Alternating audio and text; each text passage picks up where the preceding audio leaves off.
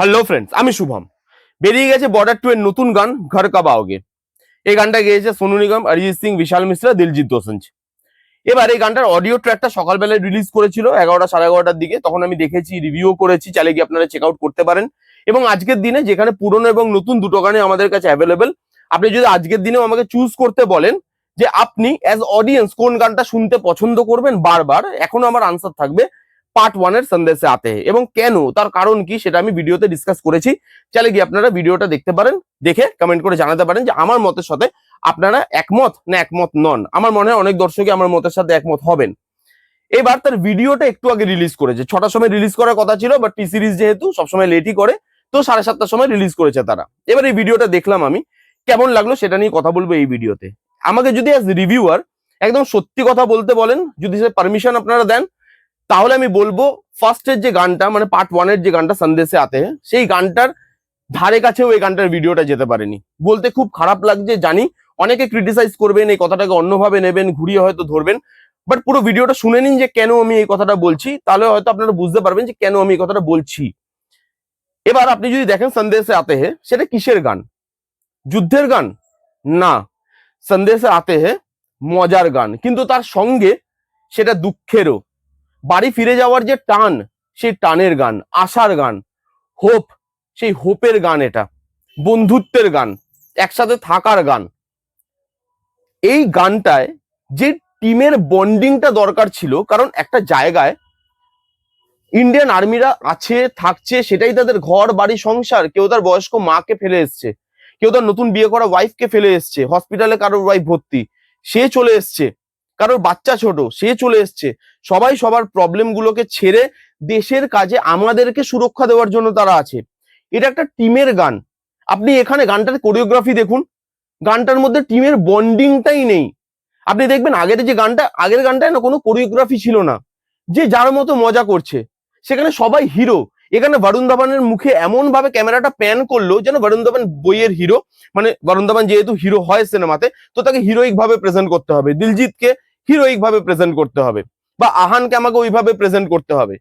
কিন্তু এই যে গানটার থিমটাই তো সেটা নয়। আপনি বর্ডার 1 এর গানটা যদি আজকেও শোনেন, আপনি দেখবেন সেখানে কিন্তু কেউ হিরো নয়, সেখানে তার পোস্টটা হিরো। সে ইন্ডিয়ান আর্মির একজন সোলজার, সে নিজেই হিরো। তো সে কি বই করেছে, সে হিরো হয়ে সিনেমা করেছে, সেটা মাথাতেই রাখেনি ডাইরেক্টর। সেখানে প্রত্যেকে হিরো। কুলভূষণ খারবান্দা যে ক্যারেক্টারটা, তিনি তো রান্না করতেন, তাকেও অ্যাজ হিরোই দেখানো হয়েছে, যে তিনি ওখানকারই একজন মেম্বার। লাস্টে তাকেও হাতে বন্দুক তুলতে হচ্ছে, এবং সেও হিরো। এখানে আপনি দেখবেন পুনিত স্যার বা সুনীল শেট্টি, অক্ষয় খান্না, এই 3-4জনের মধ্যে আপনি বন্ডিংটা দেখুন। যেমন একটা সিন আমি আপনাদেরকে বলি, তাহলে আপনি বুঝতে পারবেন জিনিসটা ভালো করে। চিঠি আসছে, অক্ষয় খান্না সেই চিঠির ব্যাগটা নিয়ে দৌড়াচ্ছে, চিঠিগুলো এদিক ওদিক চলে যাচ্ছে। এবার আপনারা অনেকে বলবেন যে এটা কি, একটা সেন্সিটিভ জিনিস, বাড়ি থেকে আসছে, ইমোশনাল ব্যাপার, অক্ষয় খান্না দৌড়াচ্ছে, চিঠি এদিকে ওদিকে পড়ে যাচ্ছে, কেন এটা নিয়ে কেন মজা করা হচ্ছে? কারণ তাদের ওই জায়গাটার মধ্যেই থাকতে হবে। তারা জানে এটাই তাদের জীবন, এটাই তাদের মরণ। এখানেই মজা করতে হবে, এখানেই ছোট ছোট জিনিসে মজা খুঁজে নিতে হবে। চোখের জল ফেললে তাদের চলবে না, তাদের ভরসায় আমরা আছি। এই যে জিনিসটা আপনি দেখবেন, সেখানে মজাটা কত অর্গানিক লাগে। এখানে যে স্টেপটা দিয়েছে, আপনার মনে হবে কি জিনিসটা স্টেজ করা, জিনিসটা সাজানো, কোরিওগ্রাফি আছে একটা। আপনি দেখে বুঝতে পারবেন যে মজাগুলো করছে সেটা আর্টিফিশিয়াল লাগছে, সেটা দেখে কোথাও মনে হচ্ছে না অর্গানিক, কেউ মন থেকে মজাটা করছে। মানে যে স্টেপ দিয়েছে, নর্মাল সিনেমাতে তারা যেরকম স্টেপ করে সেরকম স্টেপ করছে, বরুণ ধাবান নাচছে, পেছনে বাকিরা ব্যাকগ্রাউন্ড ডান্সার হিসাবে আছে। না, তারা ব্যাকগ্রাউন্ড ডান্সার নয়, তারা সবাই হিরো এই সিনেমার। দিলজিৎ একা হিরো নয়, বাকি সবাই হিরো। সানি দেওল কিন্তু হিরো নয় সিনেমার হিরো কিন্তু সবাই। কোথাও জেপি দত্তা সানি দেওলকে হিরো হিসাবে দেখাননি, এটাকে আপনাকে বুঝতে হবে। তিনি ওই যে যে গ্রুপটা আছে তাকে লিড করছে, অ্যাজ এ লিডার তিনি আছেন, কিন্তু সেখানে সবাই হিরো। এবার এখানে এই যে টিমটা, সেই টিমটার মধ্যে বন্ডিংটাই দেখানো গেল না। খালি মনে হচ্ছে হিরো হিসাবে লোকজনকে ফোকাস করা হচ্ছে, কোরিওগ্রাফি করা হয়েছে আলাদা করে, যেটার একটা হুক স্টেপ থাকবে, যেটা সবাই নাচবে। আপনি আগের বারের ডান্স গুলো দেখুন, সবাই যে যার মতো মজা করছে, সেখানে কোনো কোরিওগ্রাফি হতে পারে না। সেই যে জিনিসটা আমার আমার আমার না কেন ভিডিওটা আমার ভালো লাগলো না, খুব অর্গানাইজড ভিডিওটা, এখানে অর্গানাইজড জিনিসটা দরকার ছিল না। এখানে দরকার ছিল যদি সবাই একসাথে থাকতো, বরুণ ধাওয়ান তাদের মধ্যে একজন হয়ে থাকতো, দিলজিৎ তাদের মধ্যে একজন হয়ে থাকতো, তাহলে জিনিসটা দেখতে বেশি ভালো লাগতো।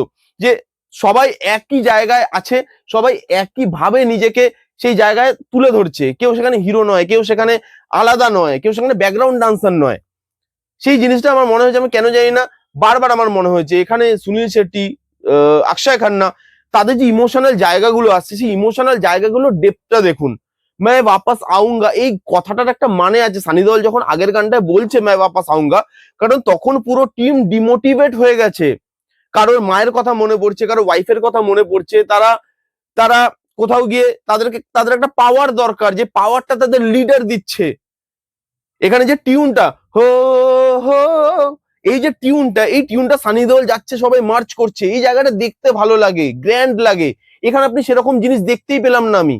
ইমোশনটা কোথাও গিয়ে ওয়ার্ক করলো না। এই গানটার মধ্যে ইমোশনটা কি সুন্দরভাবে ওয়ার্ক করে। অক্ষয় খান্না যখন তার মায়ের কথা ভাববে, সেটা কত ইমোশন, এ গুজরনে ওয়ালি হওয়া যারা, তখন ওই জায়গাটার যে ইমোশন পুনিত স্যার গাইছেন, পুরো জায়গাটা থমথমে হয়ে গেছে, বালির ঝড় উঠেছে, ওই জায়গাটায় যেভাবে ইমোশনটা ওয়ার্ক করে, করলো না আমার জন্য work. I am sorry, but আমাকে বলতে হচ্ছে। দেখা যাক সিনেমায় গানটাকে কিভাবে ইউজ করা হয়। আপাতত এই ছিল আমার রিয়াকশন বর্ডার 2 এর ঘর কাব आओगे এই গানটার ভিডিওটার। কারা কারা দেখেছেন, আপনাদের কি মতামত কমেন্ট করে জানাতে পারেন। যারা যারা দেখেননি যান গিয়ে দেখুন। কেমন লাগলো ভিডিওটা জানাতে ভুলবেন না। ভালো লাগলে please give it a Thums up, like করবেন, কমেন্ট করবেন, শেয়ার করবেন, চ্যানেলটাকে মাস্ট সাবস্ক্রাইব করবেন। দেখা হচ্ছে নেক্সট কোনো ভিডিওতে, ততক্ষণ bye bye, take care and be safe.